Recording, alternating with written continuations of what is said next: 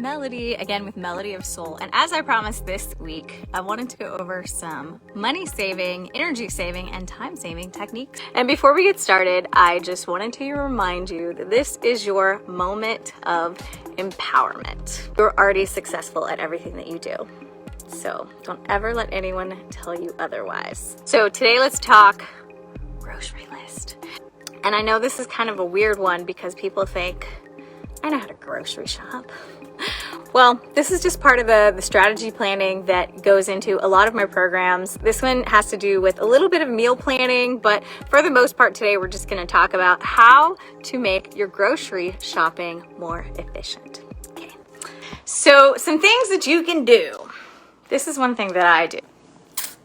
I keep an itemized grocery list. So that way I keep my veggies and my fruit, my meats, and sometimes bread or other things. And then I kind of have like special order stuff. And then over here is like other. So we have like paper towel. And I keep this on the refrigerator right by my smoothie recipe and my food regimen do's and don'ts, depending on if I'm on the keto diet. So I keep it right on the refrigerator. I always keep a pin so that I can jot down as I run out of things. This is very important because a lot of times we go to make the grocery list and we're kind of like, and we start pulling open stuff and we name a bunch of stuff that we don't actually think we need. The other thing is, in your pantry, I have to do this. If you've ever been around me, you know that I organize people's pantry and their refrigerators. So your pantry, just like we have all the beans together and like the hot sauces, my coconut milk, all like items you want to keep together. Just like in your closet, which we'll probably get onto next week. When you can organize your space in a way that you know what you have and there's not duplicates, that helps you actually make your grocery list, making as simple as possible. So keeping a running list near the refrigerator, tell everybody in your family to do it so they can add on, and then you'll know whose handwriting is requesting what. And then you, as a grocery shopper, it's up to you whether you veto certain things, especially if kids are asking for Lucky Charms. And then, of course, your pantry, keeping it in like things so that you always know what you have. The same thing with your refrigerator. So when you have all your salsas together, all of your sauces together, all of your meats together, all of your juices together, that way you know exactly what you have. Okay, so that's step number one. That's kind of our preparatory step. So when we go to the grocery store, if you don't have an itemized list like I do, then jot down everything that you need and then go through the grocery list and categorize by like things. So think about the grocery store. Where are all of these things? So fruits and vegetables are all going to be around the outside. You highlight, I had my mom do it the other day in a color. So green was for fruits and veggies because that's going to be around the perimeter of most of our grocery stores. Then you might do dairy. Then you might do meat in a different color. Then you might do things in a box or a thing that comes in a package, right? Because they're going to be somewhere in the aisles. Maybe you have sauces. Maybe you have like canned vegetables of some sort.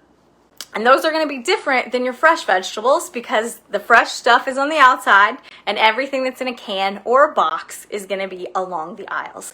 So before you go to the grocery store, just take a couple of minutes and itemize your grocery list so that when you get to the grocery store, you can just start where you need to. So if you're going to start around the perimeter, get all of your fruits and vegetables, and then you make your way down the bread area, which is usually on the outside, or if you have to go to the pasta aisle, or if you need to go to the canned vegetable aisle, okay? That's gonna save you time, money, and energy, because then your brain isn't all scattered all over the place, and you go down the aisles in the way the grocery store has set it up, relatively, depending on the grocery store. What this does for you is not only help you in the grocery store, but it also gives you a really good awareness opportunity of what it is that you're feeding yourself and your family.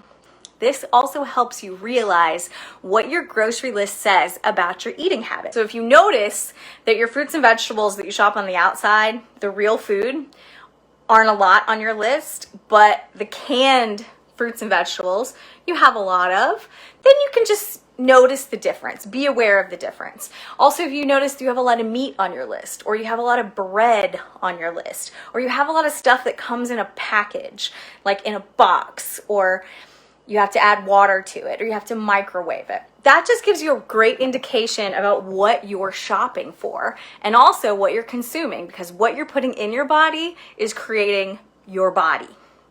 So if you have any ailments, any aches and pains, any congestion, anything else going on, it can be tied to food, including acne, hair loss, cramps, you name it, there's a food related to it. More on that in another segment. Now, my favorite part is budgeting. You know that I just released the financial freedom video courses that you can take as a self-paced course, or I'm starting the live version in January. And you can sign up right now. I'll link it below. The self-paced is great if you want to go ahead and get on top of your finances between now and the beginning of the year. And it's done from a very holistic perspective. So we go through all of these little habits and little strategies. If you'd rather do the live course, then you'll get free evaluation with me, some review. So you know that you're not alone in this, because we all have this going on. Okay, so back to groceries. Budgeting. How do you budget for groceries? It's probably the hardest thing to do. Number one, it's good to go back and look at your history. So if you put things on a credit card or a debit card, or if you keep receipts, which I highly recommend if you use cash, then you can go back and check your history. How much are you spending on the regular every month, maybe every week?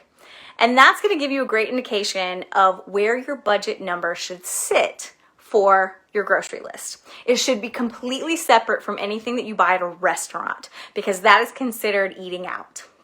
We are buying groceries so that we can eat at home, so we can cook things, so we can have things ready, maybe for school lunch, or to take with you, or to have for dinner. So we want to separate those two things in your budget.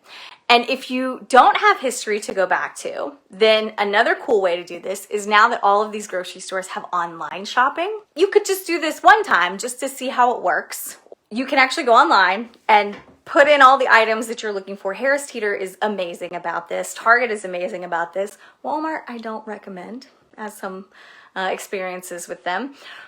But you can put in your groceries. Now, granted, you're only going to see the brands that they want you to see. So that's why sometimes your amount is going to be a little inflated. But if you get everything on your list, look and see, what is your total? And are there things on your list that aren't really necessary? Because a lot of times when we see the numbers adding up as we go, it is much more disciplined of us to be able to discern, do I need this or do I not need this? When we're in the grocery store and we're just kind of grabbing things and putting them in our buggy, and then we get to the end and we're like, oh my goodness, $200, spent $300 last week. That's the one I recommend the most, having a pre-budget number. And then as you're going through the grocery store, you can actually have your calculator out and be adding as you go. Or if you have your kids with you, make that their project. So this way you can stay on budget, you can save energy and time in the grocery stores, and you can actually start looking at what are you ingesting and how is it affecting your body. So your grocery list is a great way to kind of show some of those things.